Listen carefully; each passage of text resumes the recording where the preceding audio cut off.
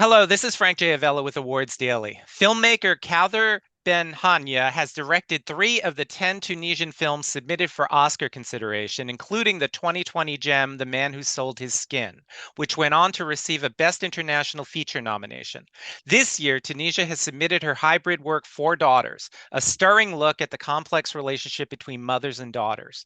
Welcome, Kaouther. Thank you. Thank you for having me. Calder, when we last spoke, The Man Who Sold His Skin had just made the short list, and you discussed how historic it would be for a Tunisian film to get a nomination. Can you tell me a little bit about what the experience was for you and what effect the nomination had on your career?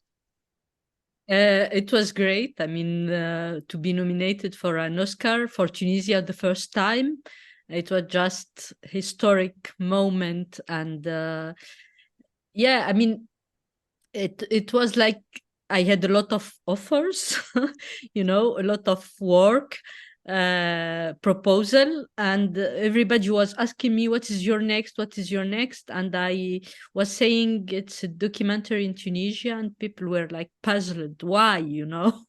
It's it's not, you are not aware that you are nominated for an Oscar. People don't do a documentary in Arabic with subtitles, when they are nominated. They do other stuff.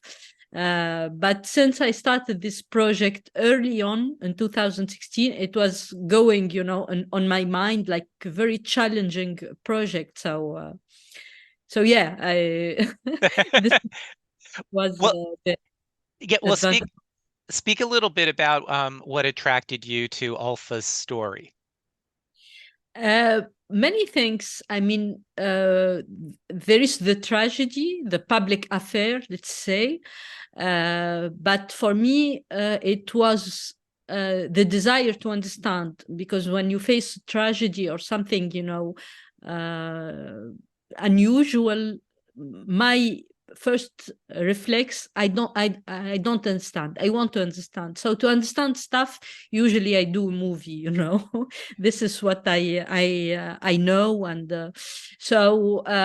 what attracts me was to dig deep in the cause, to see if I can understand, the choice between camera of those two young, bubbly teenager going to death.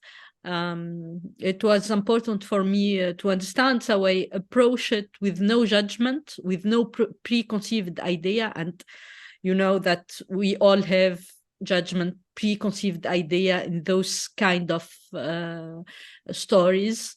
So I tried to put aside those prejudgment, and to understand, with an open mind. And it was a long journey, to understand. Yes, it took years actually. Can you tell me about that journey and why you chose to fashion a docu-fiction blend, which worked really well, by the way? Thank you. In the beginning, I was thinking to do a normal documentary, like a fly on the wall documentary, observing this family. And they start shooting, but it wasn't good enough. It was less, since the story was multi-layered and complex. I couldn't get access to tell this complexity I felt, and for me also it was very important to have access to the past, to summon the past. And since you have this well used, very used cliche, which is reenactment, that I don't like at all. Mm. I thought that maybe I can hijack this cliche and use it in a different way, like not only to summon the past, but also to understand it. So the fact that I brought actors, because actors ask a lot of questions about the motivation, about why, gives me this possibility to do movie in a Brechtian way, so to be in the scene, to go out of the scene, to think about the scene, I mean, the memory, the moment. So as I told you, it was a long journey, but when I had this idea, things become more exciting, and I felt that I can tell this story in a better way, with this. It can seem complex form, and my fear was that the form will eat the story. Mm. So it was like, a very hard balance to find the better form to tell this story, but also to tell deeply and in a truthful way this story. Wait, you also, I mean, you examine these two separate but intertwining themes. One is inherited trauma, which is something we don't talk about a lot.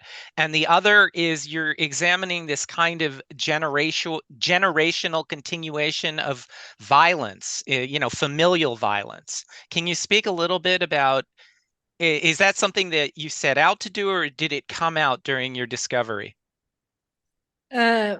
I mean, first, when I first heard Olfa talking, I was thinking she's such interesting character, full of contradiction, because she's at the same time very strong woman, she's not like a submissive woman to men, but at the same time she's the kind of woman that took upon herself to be the guardian of patriarchy. She represents the patriarchy. She's a patriarch, Olfa. So this contradiction was really fascinating to me, because it's a woman's story, but with the shadow of the patriarchy. And at some point, Olfa was talking about malediction, she can't name it in another way. It's a malediction from her mother to from generation to generation. And I think the malediction she's talking about is patriarchy. And I think that her daughters, in a very awful and sad way, tried, to stop this malediction, which is counterintuitive when we think about it. I wanted to ask about this idea of getting to a kind of truth in documentary filmmaking, because they've become so manipulated, especially in the last couple of decades. How do you strive for truth, and whose truth are we talking about? This is a very interesting question. I can write a thesis about it. I think that what attracted me also in this story, that Olfa and her two youngest daughters, and even the other daughters that we don't see in the movie, they are born storyteller. They talk about their life in a very engaging way, and they have a lot of humor. So for me, this was a kind of truth, how to face tragedy and keep humor about it, a kind of resilience, strength. So this is one of the truths that I wanted to capture. There are a lot of truth, at least, I mean, it's maybe, how to say, not, it's a big word, truth. Yeah. Let's talk more about the emotion I felt. I don't know if emotion are truth, but this is another big topic. I mean, when Olfa A and Taysir were talking to me before doing the movie, I was fascinated by their expression, their body language, the way they say things, and I was thinking, I want to film them, but I want to share what I'm feeling with the audience. And for example, there are parts that can be called interviews in the movie. And in general, in documentary, when you do interview, people don't look into the camera, they look to the person who asks questions. So I wanted them to look to the camera, and it's complicated, it's not natural. I wanted them to be natural, so I can share what I feel when they talk to me with the audience. So we did, we found a technical solution that they can talk to me and be looking to the camera at the same time. So this is one of the emotion, the truth I wanted to have in the movie, but there are other many things. Yeah, I was fascinated because the abuse itself is never fully discussed in the film. Was that your choice, or did they not want to discuss it any further than they did? Are you talking about the mother abuse in the movie? No, the abuse by the men in their lives. They talked about it. I mean, it's not like you know. I didn't want to do weeping movie. Yeah. Uh, because they are not like this. But they talk about it. They talk about their father. You have A saying this hilarious but terrible sentence when she say, what is a father? He's someone who participated a little bit that you can come to life. Thank you very much. You have done better other thing in your evening than conceiving me. This is very straightforward, horrible definition of a father. It's hilarious. Yeah. uh, so they are not like we are victim of. No, they are talking their truth, and this for me is better than I mean, they don't even use the word abuse. They know that it's abuse. They don't have the words, the words of academic or feminist to tell things, but they have the right words, their words from their experience to name things. One of the wonderful things you do is it's a deeply personal story, but I love how it also shows the politics of a country, how the politics of a country can severely affect its people, especially women in Arab countries.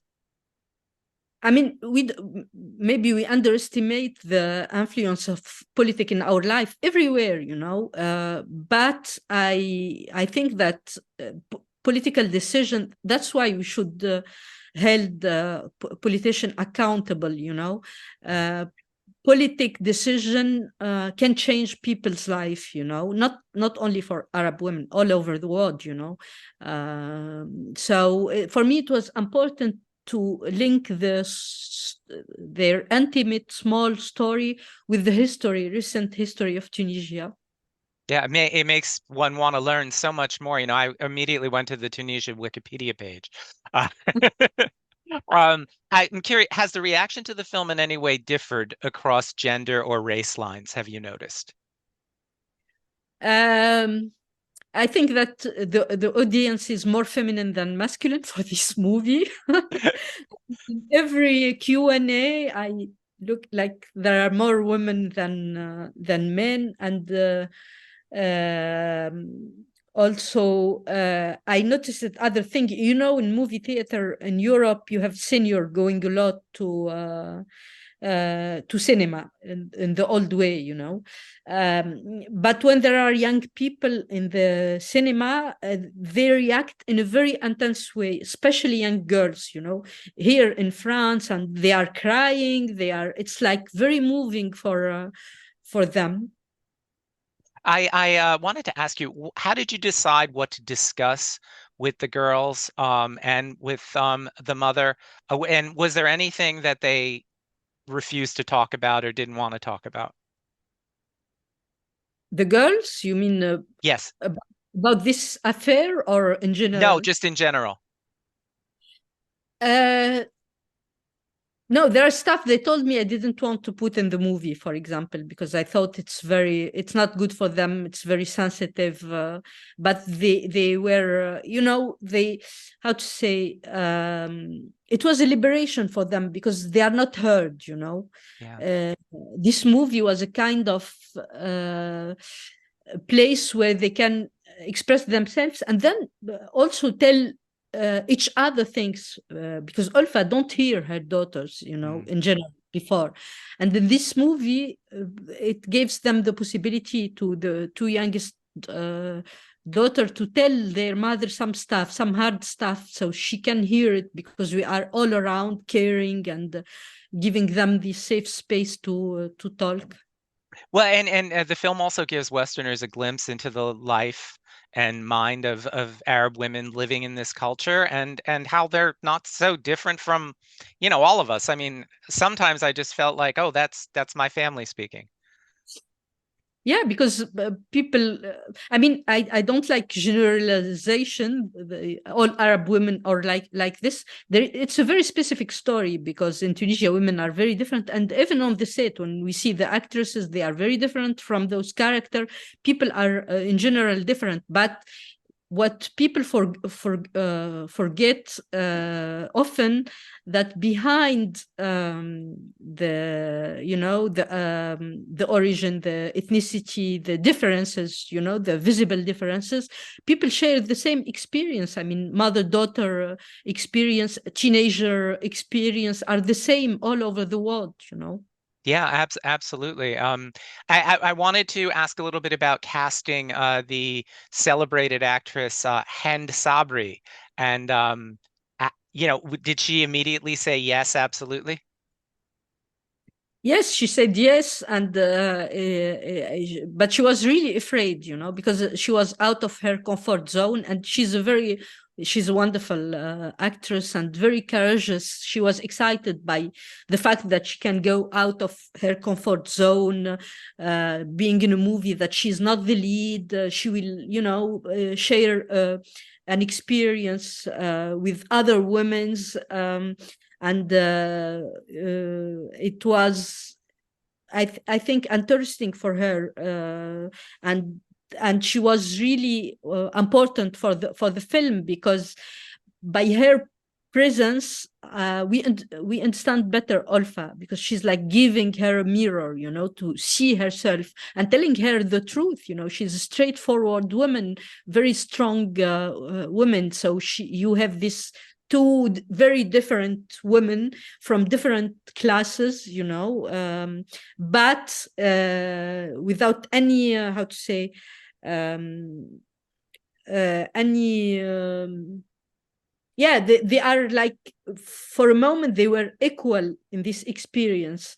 And it was really fascinating when Hind started telling Olfa, I have to protect myself. I can't, dive deep in your story and think I'm you. It's like, I know what I'm doing, and then we see her at the end crying, and it's very, very interesting. And that's why, I mean, despite the fact that we have actors, it's not a fiction. It's more a documentary, because actors, they don't act all the time. They are themselves, talking about their truth also.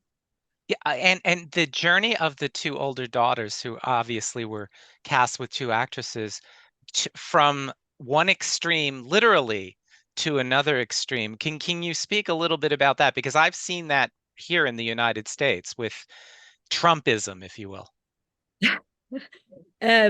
Yeah, sometimes in a very hard, it's different when you are from a wealthy family or you are from an educated family, but in hard, poor environment, girls often, they have the choice between two things, to become a saint or to become a prostitute. It's the duality of womanhood. Either you are a sinner, I say or, but a sinner, or you are a saint. And as a young girl, you have to prove that you are not a sinner without nothing, doing nothing. You have the charge to prove that you are not a sinner. So already your environment is offering you very little choices in life, as a woman. So it can make you go to the extreme of the extreme to prove that you are not a sinner, to prove that you are a saint, maybe to want to die. So you go to another better place where things are less oppressing and less complicated. Kaouther, could you tell me what you're working on next? I'm working on a fiction this time, and it's set in Tunisia. And it's a story about beliefs, about a local legend and how this local legend many decades ago was built out of a lie.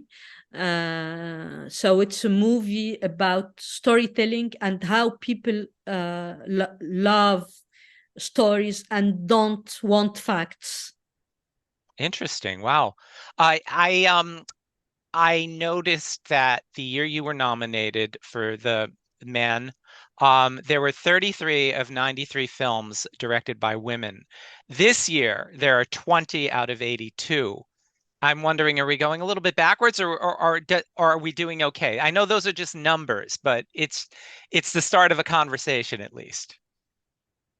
I don't know how to, I'm very bad with numbers, but I think, um, I mean, at least I can talk about my case.